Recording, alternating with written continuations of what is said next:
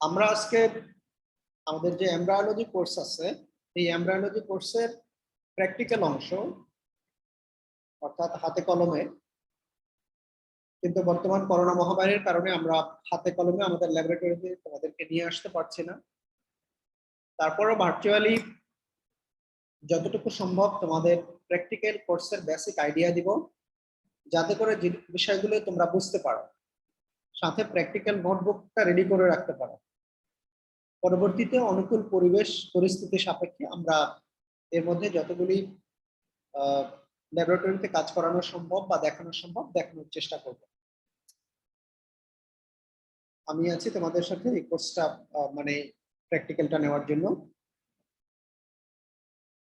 আচ্ছা, experiment number 1 বা study on laboratory number 1 সেটা হচ্ছে study on ovary of domestic mammals under light microscope. অর্থাৎ আমরা ওভারিটাতে লাইট মাইক্রোস্কোপ দিয়ে দেখবো যে ওভারিটা কেমন, কি অবস্থা। লাইট মাইক্রোস্কোপ দিয়ে দেখলে ওভারিটা কেমন দেখবো, আমাকে একটু আইডিয়া দাও তো। লাইট মাইক্রোস্কোপ দেখলে স্যার এই জায়গায় স্যার এপিথেলিয়াম টিস্যু থাকে, ফার্স্ট লেয়ার থাকে এপিথেলিয়াম টিস্যু। আচ্ছা, তারপরে সেকেন্ড লেয়ার থাকবে স্যার হলো যেহেতু গ্যাস্ট্রোইন্টেস্টাইনাল না, বলতে পারবো না স্যার। আচ্ছা, অন্য কেউ? আমরা যদি ওভারিটাকে লাইট মাইক্রোস্কোপ দিয়ে দেখি কিরকম দেখতে পাবো?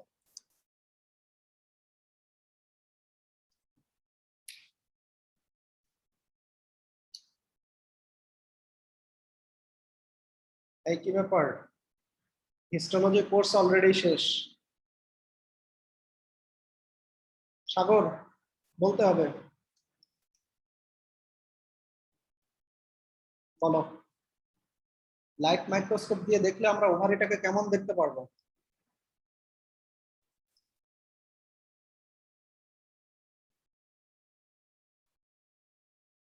নন্দিতা,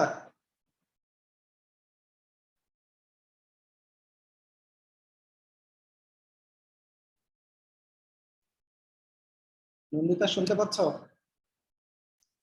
স্যার আমি একটু অসুস্থ। আচ্ছা আচ্ছা, সৌমিতা? স্যার পারবো না। ওদের ওভারের হিস্টোলজি পড়ানো হয়েছে কিনা?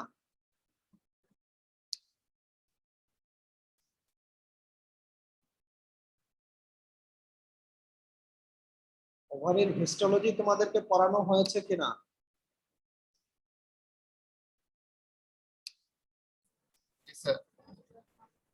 হয়েছে পড়ানো? পড়ে পড়ে, আমি তোমাদেরকে একটু আইডিয়া দিই, কারণ এভাবে করলে তো আগানো কঠিন হয়ে যাবে। এটা ওভারের একটা লাইট মাইক্রোস্কোপিক ফিগার, স্টেইন করা। আমরা যদি টোটাল ওভারিটাকে একটা ফোকাসে দেখতে পারি, তাহলে দেখবো যে এর উপরে একটা কাভারিং থাকবে অবশ্যই, যেটাকে জার্মিনাল এপিথেলিয়াম বলে। এই জার্মিনাল এপিথেলিয়ামের ভিতরের দিকে টিস্যুটা দুই ভাগে বিভক্ত, বাইরের দিকে কর্টেক্স এবং ভিতরের দিকে মেডুল্লা। এই বাইরের দিকে কর্টিক্যাল রিজিয়নে বিভিন্ন ধরনের ফলিকল থাকে, তারপর ইন্টারস্টিশিয়াল সেল থাকে, যেগুলির কাজই হচ্ছে যে গ্যামেট তৈরি করা। অন্যদিকে আমরা যদি মেডুল্লা অর্থাৎ সেন্ট্রাল রিজিয়নটা, কেন্দ্রের অংশটা দেখি, তাহলে এই জায়গায় মূলত হচ্ছে বিভিন্ন ধরনের connective tissue, blood vessel, nerve, lymphatics এগুলি থাকে মেডুল্লাতে।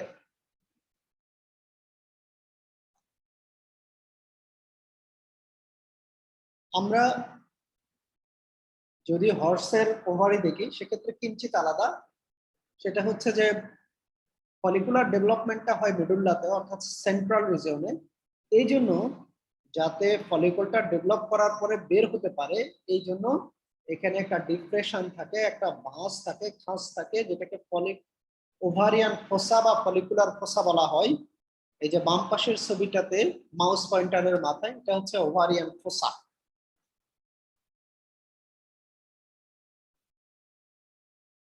আমরা এক্সপেরিমেন্ট 2 নাম্বার যেটা এক্সপেরিমেন্ট, সেকেন্ড যেটা এক্সপেরিমেন্ট, সেখানে কি দেখবো? Study on primordial, primary and tertiary or Graafian follicles of domestic mammals। অর্থাৎ 3 ধরনের ফলিকল আমরা দেখব, প্রিমোরডিয়াল ফলিকল, প্রাইমারি ফলিকল এবং টারশিয়ারি ফলিকল। আমরা যদি হিস্টোলজিক্যাল ফিগার দেখি তাহলে এই যে মাউস পয়েন্টার, এই যে অ্যারোহেডের মাথায় এক একটা হচ্ছে প্রিমোরডিয়াল ফলিকল। প্রিমোরডিয়াল ফলিকলগুলি a single layer of cell দ্বারা কভার্ড থাকে। প্রিমোরডিয়াল ফলিকল কি করে? এখান থেকে প্রাইমারি ফলিকল ডেভেলপ করে।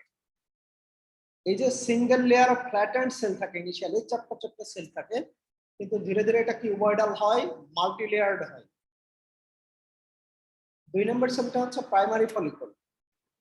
এর পরের ছবিটাও প্রাইমারি ফলিকল, কিন্তু লেয়ারগুলি অনেক থিক হয়ে গেছে। একই সাথে জোনা পেলুসিডা ডেভেলপ করে। এই চতুর্দিকের যে সেলগুলি, এগুলি হলো জার্মিনাল সেল। এরপরে দেখো এই জার্মিনাল সেলগুলি থেকে এন্ট্রাম বা ফাঁকা জায়গা ডেভেলপ করে।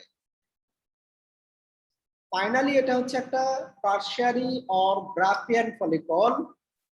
এই ফলিকলটা দেখো ওভাটা প্রান্তের দিকে চলে গেছে, মাঝখানে বড় ফলিকুলার এন্ট্রাম তৈরি হয়েছে। আর চতুর্দিকে যে সেলগুলি মাউস পয়েন্টারের মাথায় দেখতে পাচ্ছ, এই যে চতুর্দিকে সেল, এখানে 2 ধরনের সেল আছে, গ্রানুলোসা লেয়ার আর থিকা লেয়ার। গ্রানুলোসা লেয়ার এবং থিকা লেয়ার। এবং এই যে ওভাটা গ্রানুলোসা লেয়ারের সাথে কিউমুলাস স্পোরোরাস দ্বারা সংযুক্ত থাকে। আমরা যদি ছবিগুলোকে আরেকটু বড় করে দেখি, primordial follicle, primary follicle and tertiary follicle, এই দুটি ছবির মধ্যে তোমাদের যার জন্য যেটি সুবিধা হয়, আঁকতে সুবিধা বা বুঝতে সুবিধা হয়, যে কোনো আঁকতে পারো। একটা হচ্ছে histological figure under the microscope, আরেকটা হচ্ছে স্কিম্যাটিক ডায়াগ্রাম।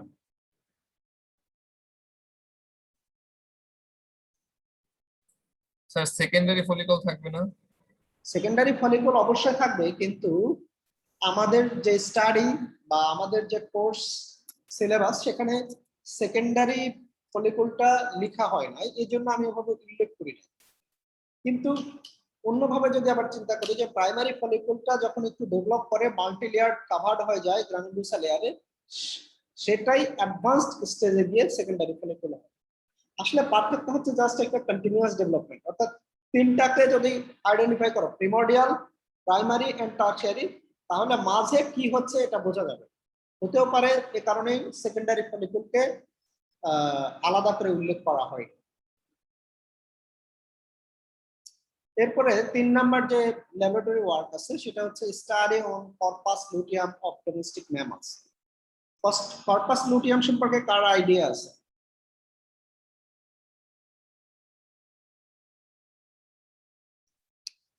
কর্পাস লুটিয়াম কি জিনিস? স্যার এটা থেকে হরমোন সিক্রেশন হয়। হ্যাঁ, হরমোন সিক্রেশন হয়, এক্স্যাক্টলি। পাপন বাইরের লেয়ার স্যার, কর্পাস লুটিয়াম হলো আপনার ওভামটা স্যার হলো স্যার ফলিকলের মধ্যে হয়ে থাকে যাওয়ার যে পরে, কর্পাস লুটিয়াম এটাকে বলে না স্যার? বের হয়ে যাওয়ার পরে, মানে এটা সিক্রেশন হওয়ার পরে বা এটা যখন আলাদা হয়ে যায়, এরপরে যে অংশটা থাকে স্যার ওভারির, ওটাকে বলে কর্পাস লুটিয়াম।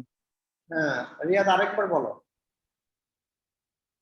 ওভারি থেকে যখন স্যার ওভামটা আলাদা হয়ে যায়, যখন ওভামটা হলো যে বের হয়ে যায়, এরপরে যে অংশটা থাকে ওভারিতে, ওটাকে বলে হলো কর্পাস লুটিয়াম। ওভারির কোন জায়গা থেকে ওভাটা বের হবে? ওভারিতে স্যার ওভারি হলো ওভারিয়ান ফলিকল, ওই জায়গা থেকে বের হবে স্যার। ওভারিয়ান ফলিকল বলতে এখানে আমরা পার্টিকুলার যে স্টেজ বলবো, বা গ্রাফিয়ান ফলিকল থেকে বা টারশিয়ারি ফলিকল থেকে, যখন ওভাটা কিন্তু একটা ফলিকল অনেক বড় জিনিস, তার মধ্যে ছোট্ট একটা অংশ হচ্ছে ওভা। এই ওভাটা যখন বের হয়ে গেল, এই যে রিমেইনিং পার্টস থাকবে, রিমেইনিং অনেক কিছুই থাকে, তার মধ্যে মেজর অংশ হলো গ্রানুলোসা লেয়ার থাকে এবং থিকা লেয়ারে অনেকগুলি সেল থাকে। এই যে রিমেইনিং পোর্শনটা, এই রিমেইনিং পোর্শনটাই হচ্ছে কর্পাস লুটিয়াম গঠন করে। এবং মজার বিষয় হলো কে জানে বলছিল হরমোন সিক্রেশন করে, বলো হরমোন সিক্রেশনের কথা কে বলছে? বলো কি হরমোন সিক্রেশন করে এখান থেকে? Estrogen, progesterone. Progesterone. Progesterone. Progesterone, হ্যাঁ এক্স্যাক্টলি। এখান থেকে ইস্ট্রোজেন রিলিজ হবে না, প্রোজেস্টেরন হবে, আরেকটা কি হবে? ফলিকল স্টিমুলেটিং হরমোন আর লুটিনাইজিং হরমোন। আরে না, ওইগুলো অন্য জিনিস। প্রোজেস্টেরন হরমোন রিলিজ হবে, প্রোজেস্টেরন হরমোনটা রিলিজ হওয়ার পরে এই প্রোজেস্টেরন হরমোনটা early stage of pregnancy maintain করবে, বোঝা গেছে? যদি প্রেগন্যান্ট হয় মানে এই যে ওভাটা রিলিজ হলো, যদি অ্যানিমেলটা মেল দ্বারা প্রেগন্যান্ট হয় তাহলে কর্পাস লুটিয়াম সাস্টেইন করবে। এই যে 10 মাস তার পেটে বাচ্চা থাকবে, throughout of the embryo development corpus luteum sustain করবে আর হরমোন রিলিজ হতে থাকবে, প্রেগন্যান্সি মেইনটেইন হবে। এই আমরা আর ডিটেলস যাব না, আমরা একটু দেখবো। এই যে দেখো এটাই হলো ওভারি থেকে যখন ওভাটা রিলিজ হয়ে গেছে, গ্রাফিয়ার ফলিকল থেকে অর্থাৎ টারশিয়ারি ফলিকল থেকে যখন ওভাটা রিলিজ হয়েছে, রিমেইনিং যে ম্যাট্রিয়াস থাকে সেটা মিলেই হচ্ছে কর্পাস লুটিয়াম গঠন হবে। আমরা যদি একটু ম্যাগনিফাই করে দেখি তাহলে দেখবো যে এখানে পলিগোনাল অনেকগুলি সেল থাকবে। এবং আরো মজার বিষয় হলো মাউস পয়েন্টারের মাথায় স্কেয়ার করো, এই সেলগুলির অনেক ক্ষেত্রে কিন্তু ফাঁকা ফাঁকা স্পেস দেখা যাচ্ছে। এই ফাঁকা ফাঁকা স্পেস দেখা যাচ্ছে, এগুলি মূলত steroid hormone releasing polygonal cell. বোঝা গেছে এটা?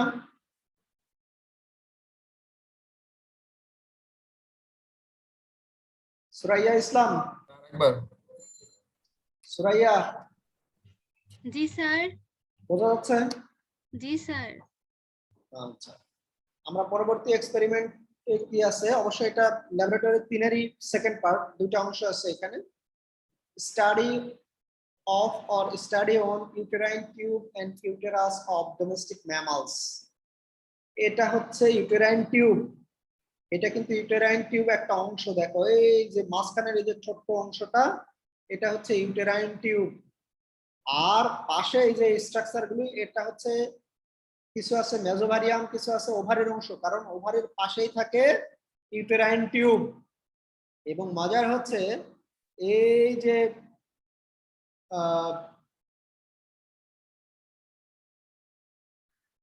তোমরা দেখতে পাচ্ছ ভিতরে অনেক ধরনের ভিলাসের মতো আছে, ভিলাইয়ের মতো আছে। এই ভিলাইগুলি দ্বারাই এই যে ওভার যে মুভমেন্ট, অর্থাৎ ওভারি থেকে ওভার রিলিজ হওয়ার পরে ইউটেরাইন টিউবের মাধ্যমে দিয়ে কিন্তু ইউটেরাসে যায়। তো এই ভিলাস যে দেখা যাচ্ছে, এই ভিলাসগুলির মুভমেন্টের মাধ্যমেই এই ওভার মুভমেন্টটা কন্ট্রোলড হয়, অর্থাৎ মেইনটেইনড হয় যে ওভারটা ফরওয়ার্ড করবে। এরপরে এসো ইউটেরাস। এই যে দেখো ইউটেরাস কিন্তু অনেক মোটা একটা জিনিস, মোটা একটা অংশ। ইউটেরাস মূলত 3টা লেয়ার দিয়ে গঠিত। কি কি লেয়ার আছে এখানে?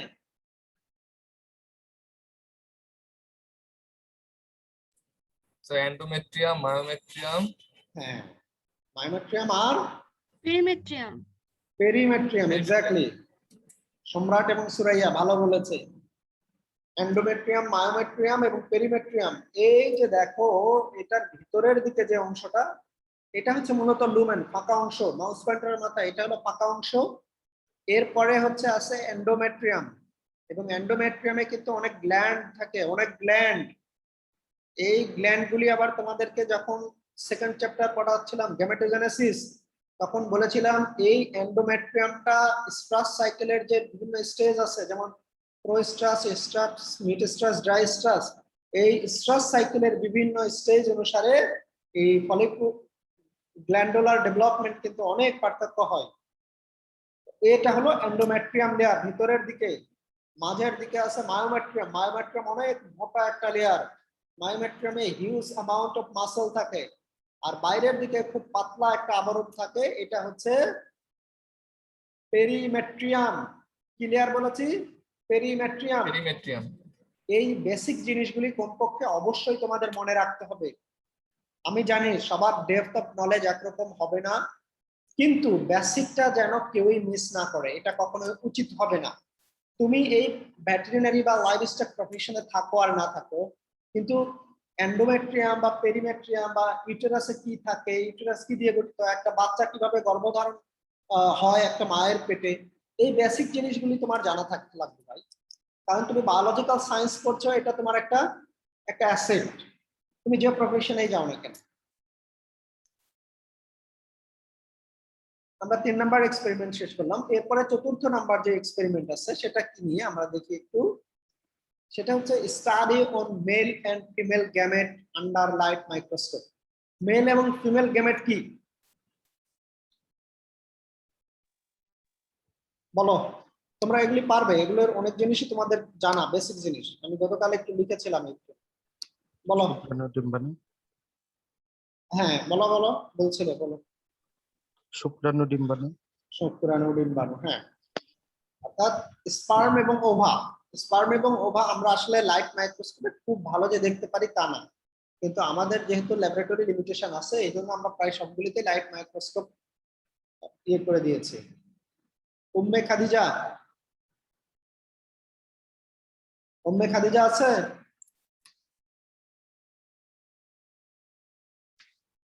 খাদিজা, হ্যাঁ স্যার, আমি আসি। আচ্ছা বলো, লাইট মাইক্রোস্কোপ বা আমরা যদি মেল গ্যামেট, মেল গ্যামেট দেখি, এটা দেখতে কেমন বলো?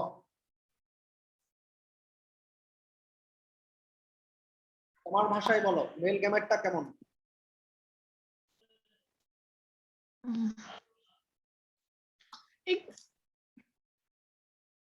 বলো?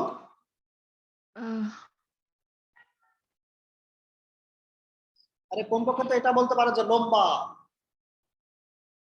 এটা তো বলবে, এটা বলো।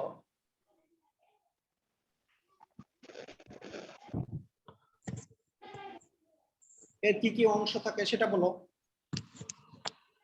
ব্যাঙাসের মতো, ব্যাঙাসি। হ্যাঁ, এই যে হামজালা একেবারে ভালো একটা কথা বলে ফেলেছে, একেবারে ব্যাঙ্গাসির মতো এটা। এখন যদি কেউ প্রশ্ন করে ব্যাঙ্গাসি কিরকম, তাহলে আবার কি বলবো? ব্যাঙের আরে যে মতো। ব্যাঙের ছাও। আরে না, ব্যাঙ্গাসি আর ব্যাং কিন্তু অনেক আলাদা। হামজালা, তুমি ব্যাং দেখেছো? জি স্যার। ব্যাং এবং ব্যাঙ্গাসি কি একই রকম? না স্যার, অনেক ভিন্ন। একেবারে আলাদা। ব্যাং একরকম, ব্যাঙ্গাসি আরেক রকম। হোয়াটএভার, ব্যাঙ্গাসির মতো দেখতে হলো এই মেল গ্যামেট অর্থাৎ স্পার্ম। স্যার মেল গ্যামেটটা দেখতে অ্যাকচুয়ালি ষড়ভুজাকৃতি হেডের দিকে, এবং হেডে অ্যাক্রোজোম থাকে, সেন্ট্রালে ডিএনএ থাকে, আর একটা টেল থাকে। গুড, ভালো বলেছে, খুবই ভালো বলেছে। এই যে মোটামুটি যা ছিল বলেই ফেলেছে সম্রাট। ফিমেল গ্যামেট কেমন? ওভাম। ডিমের মতো। ডিমের মতো মানে ডিমই, এটা এটা একটা ডিম, সিম্পলি একটা ডিম। তবে আমি তোমাদের আরেকটা ছবি দেখাই, সেটা হলো যে বিভিন্ন অ্যানিমেলের স্পার্ম, বিভিন্ন অ্যানিমেলে যে ফিশ আছে, অ্যাম্ফিবিয়ান, টার্টল। যেটা তোমাদের বলতে যাচ্ছে, এই যে বার্ডের ক্ষেত্রে স্পার্মটা হচ্ছে লম্বা সুতার মতো, বুঝা গেছে? বার্ডের ক্ষেত্রে খেয়াল করো কেমন লম্বা সুতার মতো, এবং মাথার দিকে কিঞ্চিত মোটা। তোমাদের প্র্যাকটিক্যাল খাতায় যদি কেউ সবগুলি আঁকো খুব ভালো, অবশ্যই ভালো, কিন্তু না আঁকলেও চলবে, কমপক্ষে একটা আঁকো তাহলেই হবে, কমপক্ষে একটা। 5 নম্বর এক্সপেরিমেন্টে আছে study on different stages of spermatogenesis under light microscope. আমি তোমাদেরকে অলরেডি এর উপরে একটা ক্লাস নিয়েছি, চেষ্টা করেছি তোমাদেরকে পুরো বিষয়টা বুঝিয়ে বলার, ধাপে ধাপে কিভাবে কি হচ্ছে, তারপরে বিশেষ করে হ্যাপ্লয়েড ডিপ্লয়েডের যে পার্থক্যগুলি। এই জন্য আমি ডিটেলস যাচ্ছি না, আর তোমরা নিজেরাও এগুলি আগে থেকে পড়ে এসেছো, আশা করছি তোমাদের অলরেডি ভালো আইডিয়া আছে। 6 নম্বর এক্সপেরিমেন্টে কি আছে সেটা হচ্ছে study on fertilization under light microscope. অর্থাৎ লাইট মাইক্রোস্কোপে আমরা দেখবো যে ফার্টিলাইজেশনটা কিভাবে।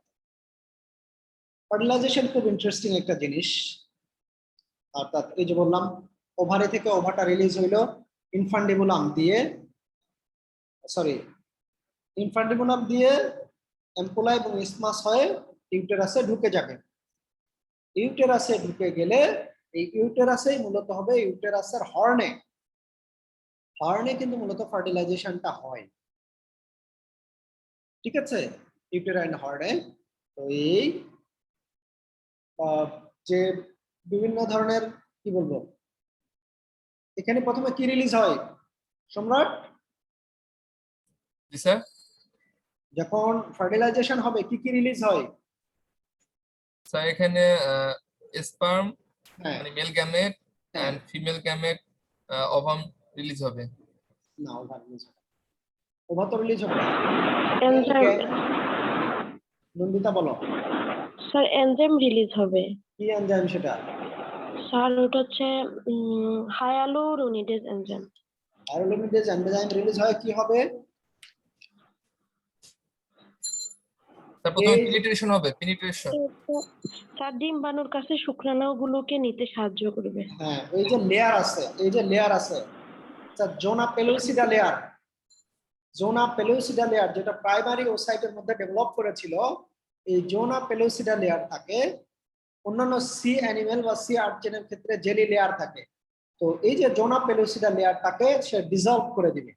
ডিসলভ করে দিয়ে এই প্রথমে আগে হেডটা সেখানে অ্যাটাচড হবে। হেড পার্টটা তার জোনা পেলুসিডা লেয়ারের সাথে অ্যাটাচ হয়, মাঝখান থেকে সে ক্রোমোজোমাল যে পার্টটা, এই পার্টটাকে সে ভিতরের দিকে প্রবেশ করিয়ে দিবে। পুরো স্পার্মটা কিন্তু ঢুকবে না, এটা তো জানো নাকি? হেডটা আগে ওভার আউটার লেয়ার বা ওভার যে কাভারিং এই জোনা পেলুসিডার সাথে এনজাইমাল রিঅ্যাকশন হায়ালুরোনিডেজ এনজাইম রিলিজের মাধ্যমে সেখানে জোনা পেলুসিডা লেয়ারকে ডিসলভ করে দিয়ে সেখানে অ্যাটাচড হবে। তারপরে সে কি করবে? ক্রোমোজোমাল ম্যাটেরিয়ালসকে সে ভিতরে রিলিজ করে দেবে। এটাই হলো মূল কাজ।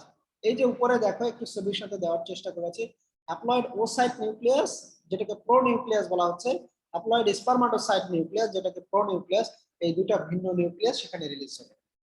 পরের ছবিটা দেখো তাহলে আরেকটু ভালো বুঝতে পারবে।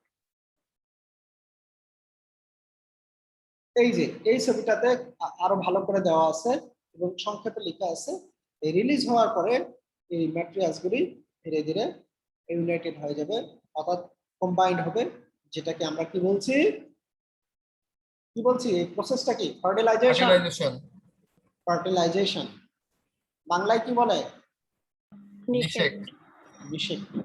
এই ফার্টিলাইজেশনটা হচ্ছে শুরু, এই ফার্টিলাইজেশন থেকেই মূলত শুরু। এই জন্য আমি দুইটা ছবি দিয়েছি, দেখো ফার্টিলাইজেশনের দুইটা বিভিন্ন ধরনের ছবি আছে। আগে একটা ছবিতেই পুরোটা দিয়েছি, পরে কটা 7টা ছবির মাধ্যমে পুরো ঘটনাটা ব্যাখ্যা করেছি। যার কাছে যেটা সহজ মনে হয়, ইজি মনে হয়, বা যে যেটাতে কমফোর্টেবল, যে কোনো একটা ছবি ড্রয়িং করবে। আচ্ছা, এরপরে আমাদের এই কোর্সের সবচেয়ে ইম্পর্টেন্ট পার্ট এবং সবচেয়ে বড় পার্ট প্র্যাকটিক্যালের, সেটা হচ্ছে study on the chick embryo at different stages of development. একটা চিক এমব্রায়ো, আমরা যদি একটা চিক এমব্রায়ো, একটা মুরগির ডিমের কথা চিন্তা করি, এই ডিম থেকে যে বাচ্চা ওঠে, এই চিক এমব্রায়ো যে বিভিন্ন স্টেজে ডেভেলপ করে, এই ডেভেলপমেন্টের আমরা বিভিন্ন স্টেজ দেখব কিভাবে কোনটা ডেভেলপ করে। আচ্ছা, মুরগির ডিম ফুটে বাচ্চা হতে কতদিন সময় লাগে? 21 দিন। আর 21 দিন। 21 দিন, গুড। এই 21 দিনের মধ্যে আমরা কয়েকটা স্টেজে দেখব যে কখন কি হচ্ছে। গুরুত্বপূর্ণ অংশ, খুবই ইন্টারেস্টিং জিনিস, একটু খেয়াল করবে, মনোযোগ দিয়ে শোনার চেষ্টা করবে। দেখো, আমরা এখানে কয়েকটা ভাগে ভাগ করেছি। একটা হচ্ছে আমরা হোল মাউন্ট দেখবো, একটা সেকশন দেখবো। হোল মাউন্ট মানে পুরো এমব্রায়োটাই দেখবো মাইক্রোস্কোপের মধ্যে যে ঠিক কিরকম দেখা যাচ্ছে, আর সেকশন বলতে ওর একটা অংশ কেটে দেখবো যে ভিতরে কি আছে। বুঝা গেছে? দুইটা জিনিস, একটা হচ্ছে হোল মাউন্ট আর একটা হচ্ছে সেকশন, একটা পার্ট। এটা লঙ্গিটিউডিনাল সেকশন হতে পারে, ভার্টিক্যাল সেকশন হতে পারে, ডরসাল সেকশন হতে পারে, ভেন্ট্রাল সেকশন থেকে হতে পারে, মানে ডরসাল ভিউ অথবা ভেন্ট্রাল ভিউ হতে পারে। আমরা কোন কোন স্টেজগুলো দেখবো? 18 hours, 24 hour, 33 hour, 48 hours, 72 hour, and finally 96 hours. এই বিভিন্ন সময়ে কি হবে এই ডেভেলপমেন্টটা দেখো। আচ্ছা, তোমরা বলছিলে যে 21 দিন লাগে। 21 দিন কখন থেকে? হ্যাচিং দিন থেকে, কি থেকে? হ্যাচিং ডে থেকে। আরে না, হ্যাচিং মানে তো ডিম ফুটে বাচ্চা বের হয়ে যাওয়া, ওরা তো বাচ্চা জন্মই গ্রহণ করতে। আপনার বলো। স্যার তাওয়া দেওয়া বা হিট দেওয়ার, মানে হিট দেওয়া বা ওই হ্যাঁ, হ্যাচিং এর ইনকিউবেটরে রাখার দিন থেকে, ইনকিউবেটরে 21 দিন লাগে। হ্যাচিং কোনটা বলো তো? বাকিরা খেয়াল করো, খুব গুরুত্বপূর্ণ জিনিস। হ্যাচিং কি জিনিস? হ্যাচিং হচ্ছে যে ডিম ফুটে বাচ্চা বের হওয়া, আর ইনকিউবেশন হচ্ছে যে হ্যাচিং শুরু হওয়া। অর্থাৎ আমরা একটা মুরগির নিচে অনেকগুলা ডিম দিয়ে ডিম পা দেওয়া যে শুরু করে মুরগি, মা মুরগি, এটাকেই বলা হচ্ছে ইনকিউবেশন। আধুনিক যুগে ইনকিউবেটর তৈরি হয়েছে, বড় বড় মেশিনে হাজার হাজার ডিম একসাথে দিয়ে একটা পার্টিকুলার টেম্পারেচার মেনটেন করে সেটাকে ডিম ফোটানো হয়। তো যেটা শুরু হলো সেটাকে বলা হচ্ছে ইনকিউবেশন। অর্থাৎ এই যে মুরগির পেটে যখন ডিম তৈরি হলো, সরি মানে ইউটেরাসে যখন বা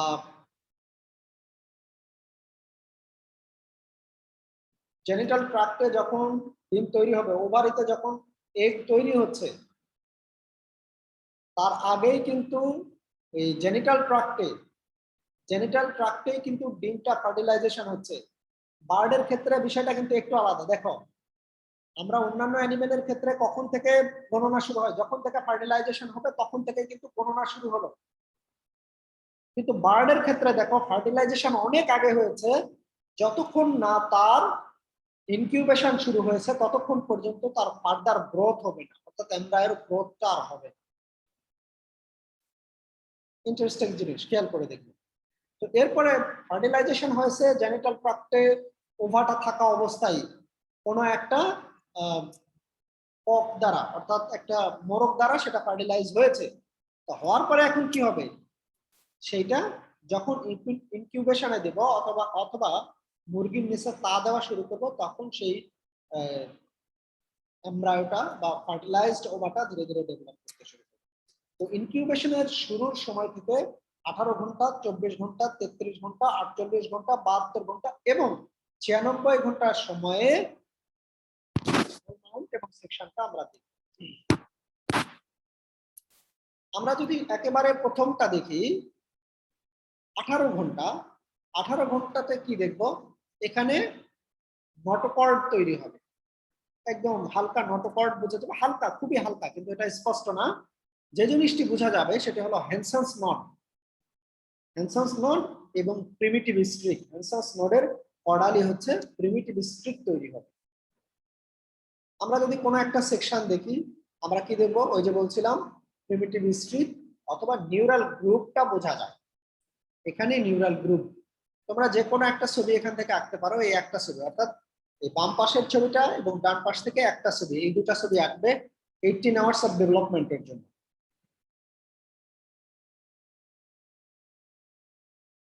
আচ্ছা, দ্বিতীয় ধাপে আমরা 24 আওয়ার্স এর ডেভেলপমেন্ট যদি দেখি, তাহলে কি দেখবো?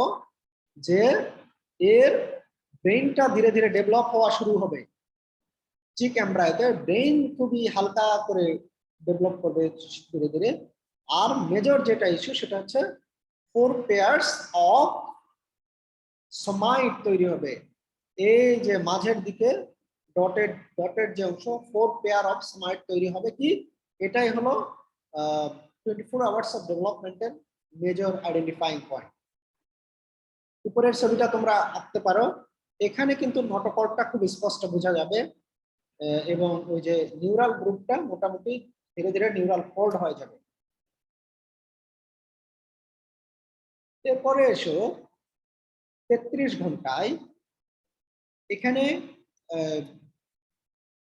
সোমাইটের সংখ্যা ধীরে ধীরে বাড়তে থাকবে। বাড়তে বাড়তে কত হবে? 12 জোড়া সোমাইট পাওয়া যাবে। এই 12 জোড়া সোমাইটটা হচ্ছে 33 ঘন্টা ডেভেলপমেন্টের মূল আইডেন্টিফাইং পয়েন্টস। এবং এই যে দেখো, ব্রেইনের যে অংশগুলি, ব্রেইন ধীরে ধীরে আরো স্পষ্ট হবে। তোমরা যে কোনো একটা চারটার মধ্যে যে কোনো একটা ছবি আঁকতে পারো।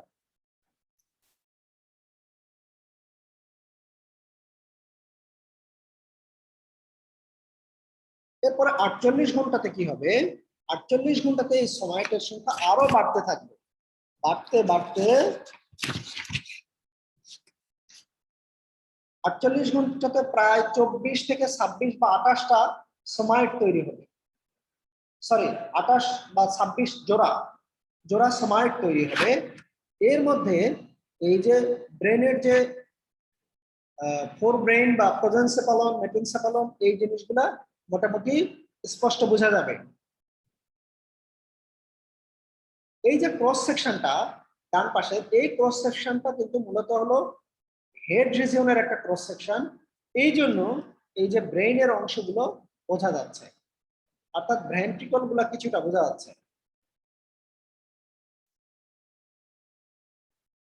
72 আওয়ার্স অফ ডেভেলপমেন্টে কি হবে? সোমাইটের সংখ্যা আরো বাড়তে থাকবে এবং বাচ্চার নিচের দিকে যে অ্যাপেন্ডিকুলার অ্যাপেন্ডেজেস বা পা, এই পাগুলি বোঝা যাবে। 72 ঘন্টার সময়ে সোমাইট হবে সর্বমোট প্রায় 36 জোড়া, 36 জোড়া, এবং কর্ডাল যে অ্যাপেন্ডেজেস অর্থাৎ উপাঙ্গ যে পা, সেগুলি বোঝা যাবে।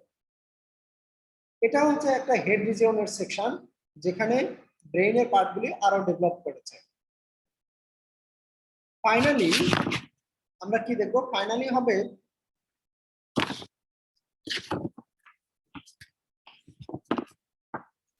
96 আওয়ার্স অফ ডেভেলপমেন্ট একটা চিক এমব্রায়োর, যেখানে প্রায় মোর দেন 41 পেয়ারস অফ স্মাইট পাওয়া যাবে। এখানে ওই যে অ্যাপেন্ডেজেস বললাম, এখানে দুই ধরনের যে অ্যাপেন্ডেজেস থাকে, যেমন ক্রেনিয়াল সাইডে 2 জোড়া, কর্ডাল সাইডে 2 জোড়া। তো ক্রেনিয়াল এবং কর্ডাল অর্থাৎ এন্টেরিয়র এবং পোস্টেরিয়র দুই পার্টেরই অ্যাপেন্ডেজেস ডেভেলপ করবে। এখানে অ্যালান্টয়েস স্টিল প্রেজেন্ট থাকে। যে কোনো একটা ছবি এখান থেকে আঁকালেই হবে। আমি এই ছবিগুলিকে তোমাদেরকে চেষ্টা করেছি একেবারে ব্রিফলি তোমাদের চিক এমব্রায়োর যে 18 ঘন্টা, 24 ঘন্টা, 33 ঘন্টা, 48 ঘন্টা, 72 ঘন্টা এবং 96 ঘন্টা, এই 6টা ধাপের বিভিন্ন স্টেজ বোঝানো। কারো কোনো কোশ্চেন আছে কিনা?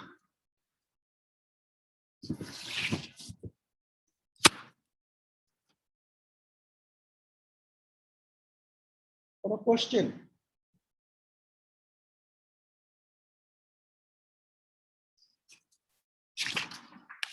স্যার প্র্যাকটিক্যাল এক্সামের সময় কি আমাদের এগুলো নিজ হাতে আঁকতে হবে? এগুলি নিজ হাতে ড্র করতে হবে কিনা? না, প্র্যাকটিক্যালের সময় তোমাদের মূল কাজ হচ্ছে আইডেন্টিফাই করা। মাইক্রোস্কোপের মধ্যে আমরা in most of the cases মাইক্রোস্কোপের মধ্যে এগুলি দিব, এক একটা জিনিস দিব যে তুমি ওখানে কি পেয়েছো, অতএব এটা কি। ধরো তুমি 24 আওয়ার্স অফ চিক এমব্রায়ো, সেখানে কি মূলত 4 জোড়া সোমাইট থাকবে। তুমি লিখবে যে 4 pairs of somites presents, neural groove found. এরকম একটা বা দুইটা, একটা যদি মেজর পয়েন্ট পাও একটা দিয়ে হবে, বা দুইটা আইডেন্টিফাইং পয়েন্টস লিখে তুমি লিখবে so it is chick embryo of 24 hours, that's it. মূল কাজ হচ্ছে আইডেন্টিফিকেশন। ড্রয়িং প্র্যাকটিক্যালে না, থিওরিতে অনেক সময় ড্রয়িং লাগতে পারে, তবে সবার না। থিওরির জন্য যেটা গুরুত্বপূর্ণ সেটা।